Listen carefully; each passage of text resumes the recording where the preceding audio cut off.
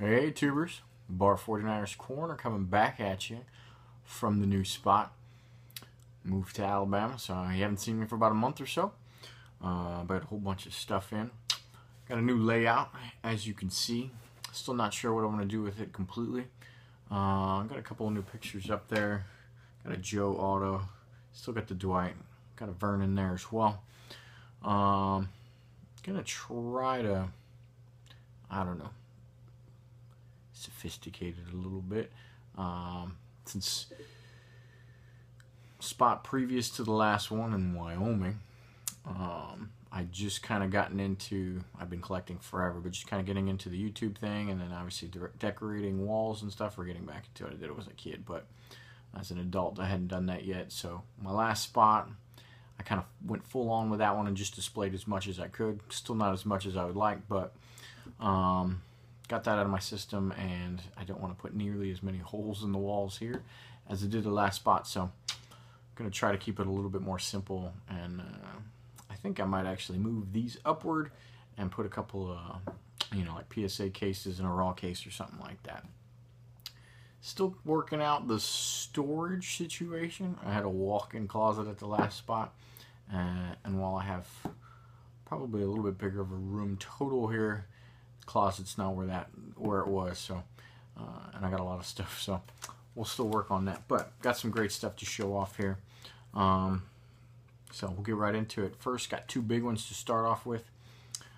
Picked these up off of Scott Graves. He was selling some of his I don't know, higher pop, I guess, Hall of Fame rookies, liquidating a thing or two here and there, and I needed this one, and I've been wanting this for years, but I wanted to sub it myself, but couldn't wait because somebody had just passed me in the 1982 top set, which is my favorite 49er set, but one of my favorite sets overall, and I wasn't having that. And since I was only one card away from having a perfect 10.0, I finally pulled the trigger, and so that nobody can ever catch me in that one. They can at least tie. But a big timer here. The 1982 Ronnie Lott rookie, PSA 10. Beautiful card, centered on the money, printing everything. Sometimes you get the surface stuff, sometimes you get streaks around that helmet. This one is looking good. So again, thanks Scott for hooking that up.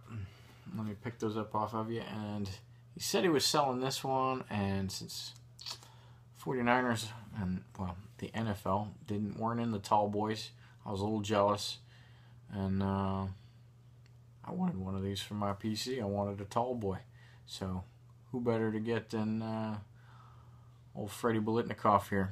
Obviously can't start with the Namath, got to go a little bit smaller than that, but really cool card. These are even bigger than I thought they were, so pretty neat. So real happy to have that one. That one is in a 7. Alright, and I got stuff everywhere because I got a big box in from Michael Fabian. Shout out to him for doing all the box breaks. Got all kinds of cool stuff in those box breaks.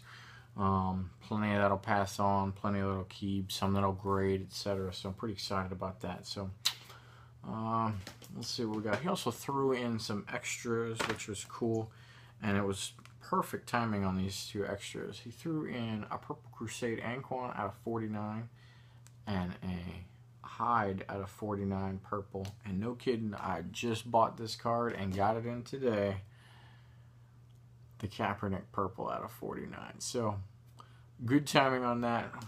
Got 3 purples. Those should find their way to PSA. I'm just going no particular order here. Since the registry now allows you to do the rainbows, we cracked the code. Somebody did a Sean Lee one back in 2010, and they never let one in again.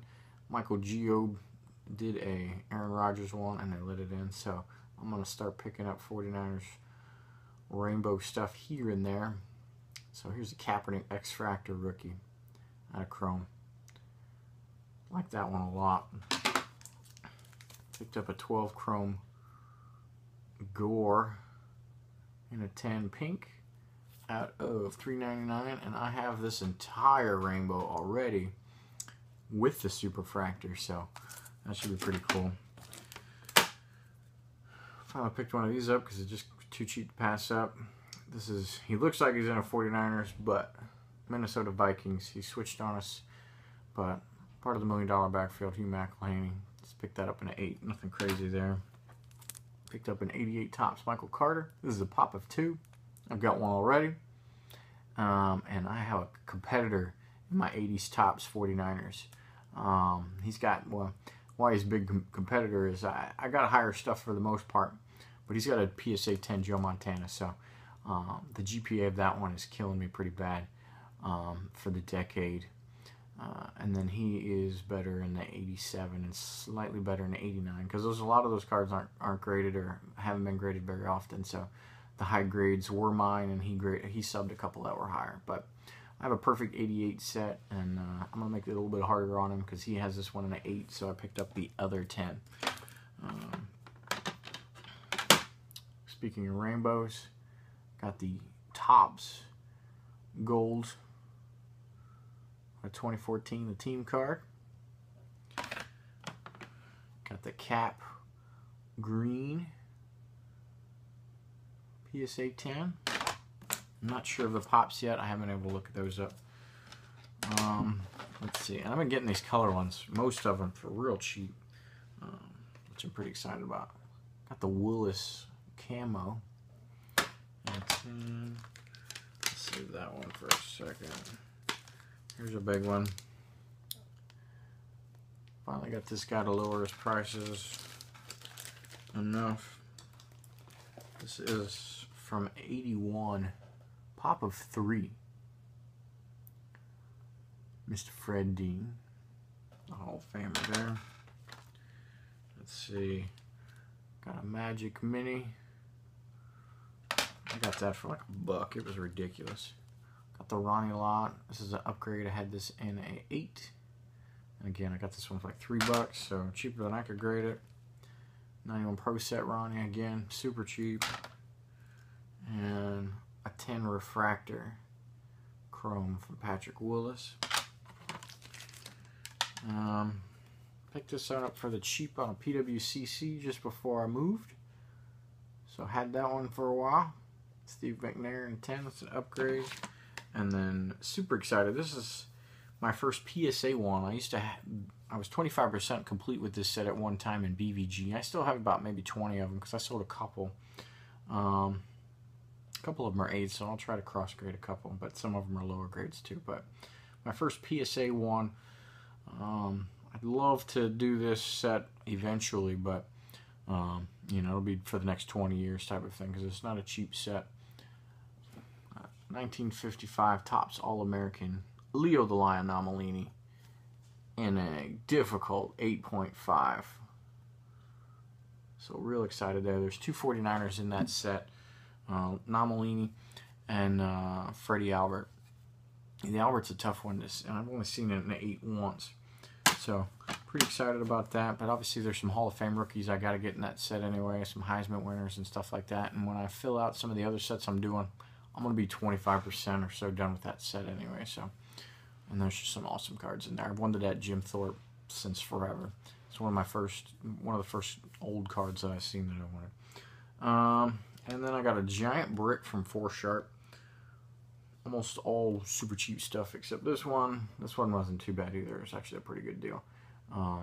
75.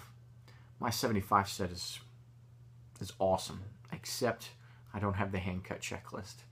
But my GPA is great, and I'm almost, even in points, I almost still have caught the guy with 100% because I have so many 10s in that one. So it's a great set.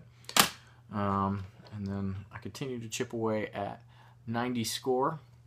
You know, if I can get them for $3 or something like that, way cheaper than I can grade them, we'll pick them up, even though that set is ridiculously large. And then 82 Topps, chipping away at that. These are all a bunch of bums, but cheap bums in 10s. And if I keep plugging away at that, eventually, you know, when I finish it, I can at least be number 2 on that registry. So pretty excited about that. Other than that, I think that's what I got for you now. I got crap laying around all over the place. Did get some great hits and some breaks and everything like that. So I will be putting together a giant sub here soon. Yeah, it's going to be pretty ridiculous. But thanks for watching. I'm back, and until next time.